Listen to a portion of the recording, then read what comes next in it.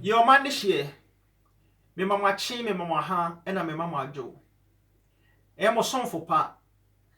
Freeman the storyteller ni yaw appear near Freeman. Ha. Freeman the storyteller and cultural integrator. Mi chiechia mu nyina wo mo fiefie mu. Ye wura onyankopon a obo soro ne asase, ni tumi ene na hoɔden ene ni nkyira enka mo fiefie mu baabi a mo wo bia ne mo nwuma a mo di nyina. Meda mo ase, mesra mo. Mon subscribe me YouTube page no ma me na bring nyina mu no matimi atwa mfonini Abibrem. Meda mo ase, mon subscribe ma me. Yo, ene den so Freeman the storyteller and cultural integrator. Ya appear near Freeman. They me de buy and say African develop your mental strength, not forget about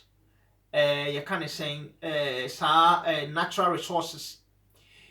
Any ade no said ye bibi man ye be yi adwen afri said bi de nyankopon de ma e bebre no a wo form ne ade no ye be yi adwen nyina afri so na emomo no ya adwen mu no ye be man ya adwen mu so efri say man bebre wo wiase ne nisa ne oma ne bi enso no omo atumi ama omo mu so wo omo abrabo a omo obom country bi to say Germany oni oil oni faango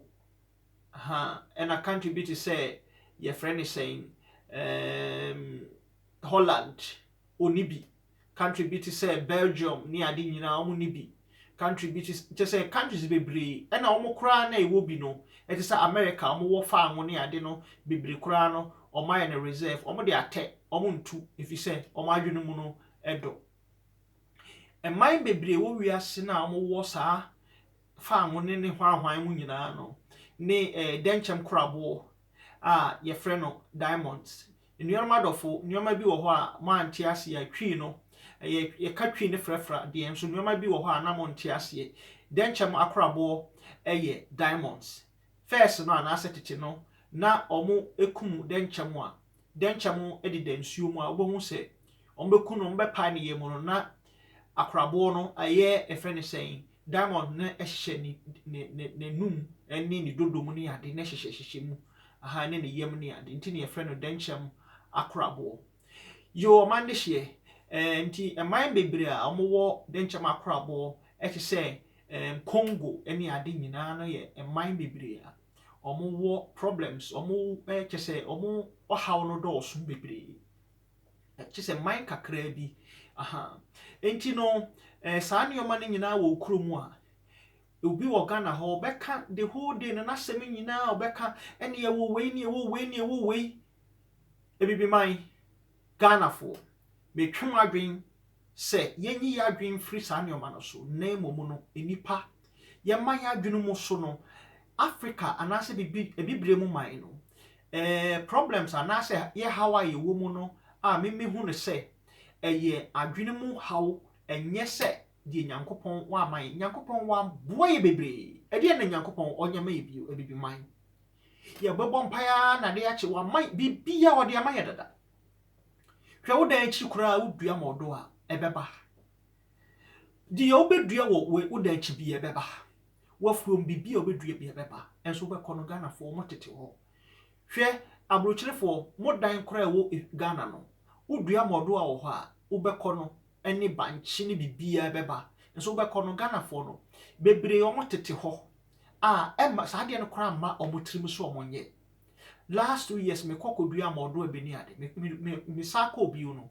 modo na kama bofre ni ade me dua nyina ba kama so ne nipa bebre ne tete hɔ udua mankani ne beba kama nyaadoa bibia obedua bia nyankopɔn de bibia kyeye so odi bibia kyeye enso na kasa ya adwene wi no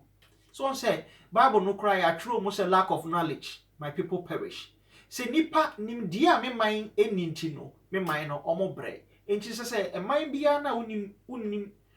friend is saying wadwene mu no anase unim nim die no da bia no e bre na obebre so countries we nyina na America say oil ne bebre wo enso de ate Germany oni oil enso no or developing no ho through technology and vocational skills any ade so obi kosua ne nsa no adwuma 3 years pe na nipa no waye nipa so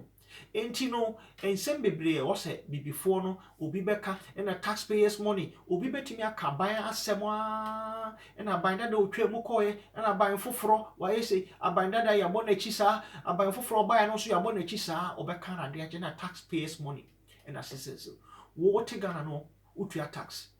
Ghana ho unim nipa etua tax ho Ghana ho nipa say no mo ye adwuma wo Ghana ho a mo tua tax e wo Ghana ho abrochire obi atua tax we just a one adwuma obi bia utua tax Ghana for mason for mo tua tax o mo ntua Ghana for carpenter for mo ye adwuma mo gyegina kwa mo tua tax obi be ye adwuma wo fia utua tax sika no de man na no de ahye boto aha abrochire America na ase Canada adwuma kakra bia obeye bia no betua tax no na ye de eye adwuma puntundwuma e wokwan mine mu enti Africa for ye say oboase gold ye 2 stars so oboase gold Ghana percentage a Ghana enya kora 5% kurampo enu so 5% kurampo enu oboase gold na e wo ha ansa na de me ma me kora ye be wo no enso no edie na sa aboase gold na etimi ayam aboa Ghana man ifri se die Ghana nya wo mu no ye ketewa bi wo baby to say South Africa say Johannesburg ukọ a wotumi se kura ye tu gold wo mu pa ye siesie ho yie na wo de toto oboase ho a na ye say ade bi a fene say S3 pa hwede we a oboase kuro no mo didi ase nyina afa ye sika kuro pa enso hwe the way a maye no enti omo ye mampanifo na omo da man na no entimi manage sa ne oma na e wo se nipa ye develop ye ho hwe ene obi kura timi ye yenwa aha wo de mu aba UK ye beto bibia wo be ye bia wo de beba abrochire bia ne ye beto wo betimi akopɛ farmland ayenwa wa export wo betimi export akọ France wo betimi export nyoma bebre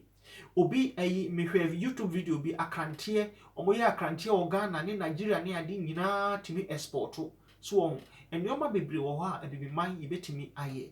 nanso no ya dwen ne fisa ya dwen no emu ha enti no da bia no na ye say na gold na say na ye wo wei so a na ye bre ifise bra ye bre ne nyina no ya adwene we trimu no ya adwene no e wo fom so wo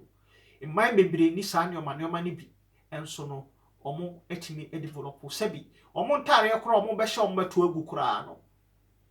na yaje ne yahye omo brezia omo beto agu no ne yaje ne yakosi ne ye de ahye so wo efise ebebi man adwene no e wo fom enyoma bebre wo ho a ye betimi aye wodan echi udua bodo a ebeba wotenkran wo si adwuma ni ho ena sei na wo padwuma kope farmland o baby na start say wo bia wo ye mpreko start say bia wo ye mponchi eni nwan nyoma bebre wo ho abebi man ye betimi aye ekomo ne ye we China for any Thailand for any Asian countries omo dua mo no mo de abra wo dan chi kura wo dua mo beba wo dan chi wo dua mo na wo de nsuo gugu so a ufuntam asase na de nsuo gugu so na wo dua na wo wotana ni nyina beba enso no Ghana no chise ye den ni nyina ye kra akokɔ funu a friend akokɔ force Holland akokɔ a wadi be 1 week ni abon antibiotics na akokɔ na huhuru na ye de ahye ye twetwetwa eno kra no mo de ba de e wo mo storage ache na mo ayi afiri ho na mo de abra Africa for na yawe na omo no ayi na de omo ku ne fresh no omo de ahye ho so omo if you say your mind no ya dwene mo ha ya mo modern ani ani adwene mfiri say ye wo we ye wo gold ye wo diamond ye wo hwan ye wo hwan na ye develop ye ya dwene mu ye ma ya dwene mu so na ye nya bibi emoa man Ghana obi wo ho beka politics asem aban beba aban beko aban bia beba bia no obeka ho asem enso no oni hwe a ode boa Ghana man wo de na wayɛ aboa Ghana wo papa de na wayɛ aboa Ghana wo maame de na wayɛ aboa Ghana wanso de na wayɛ aboa Ghana enti obi na babaya yesei na baya yesei yemomodia na yenye bibi emmoa ye ho ene eman Ghana efiri se Ghana be yi a efiri mene wo se man be yi a efiri mene wo hwa brochire obi ye adwuma obi kro hokra ya pon kra no no da so broni ya pon kra no da so adwuma no oye obisa na wo se opese chena na adwuma no ye less nti no o ye more so nti no ya adwene mu pon no nye ena bibia na ye wo gold ne ye wo diamond ne ye wo sei ye nko school momfa momma enko school ensuade na omoma maye nkwala enimu nyansa a adwene mu no edo efise bibi man no ya adwene mu no ya adwene na ewo fom ne enyi ya adwene emfiri nneoma bebre so hwe obi tumi firi ha kwa brochire kodua bode ne banche na omo tete ho ye dan echi nyina no ehwafu omo nya hwe wo ho so hwe enipa bebre wo ho ne dan echi kura na afu no kura na obedo ne dan echi no osi o spray na o di spray ya ye wa brochire o di spray se eni ha se de o spray a be che ansa na afu no na onim se o spray na se wodua bibi wo ho a poison na wo sa akodi egu yem enti no o spray na asase ni nyina no na wasa asɛ asase ni nyina enti se de obedo no waduadua banche ne bode those time me maame otumi kɔ ekurase no wakotutu bode ne banche ne ade no abedua ne modoa efre ne sen nyaadoa ne ade nyina na yetwa ebi kura ho obi wo ho a ye wo nipa baako bi a omodan ya won kan me say omo twa bode won kan ene de kɔma ekurasefo no tete ho omo de omo adwene nyina ne se koko apart from that no omo ni adwene bi se di obedi kura no ebo no ukɔ western region kura nso a omo de omo asase aduadua efre ne sei ade wi rubber di omo bedi kura no omo ntumi nya enti yembe ya adwene kɔ cash crop ade bi a ye beton a wo hwe obetumi akwakurase wotenkra wonye adwuma nye obetumi akwakurase akɔgye farmland adua cabbage ne ade na wo de bankan beton ebro banchi beans ne ade so e wo se ye man adwene so ebibini ebibifo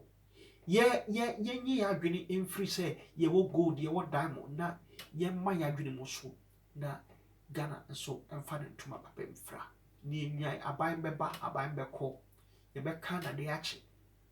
so ni man adwene mo so ni mmoa ma Ghana so emfa ne ntuma papa mfra me a Freeman the storyteller and cultural integrator ni o man this year me cheche obi bia mon subscribe me YouTube page ni mami e bi man ye man ya muso ye man adwene mo so bye bye me cheche obi bia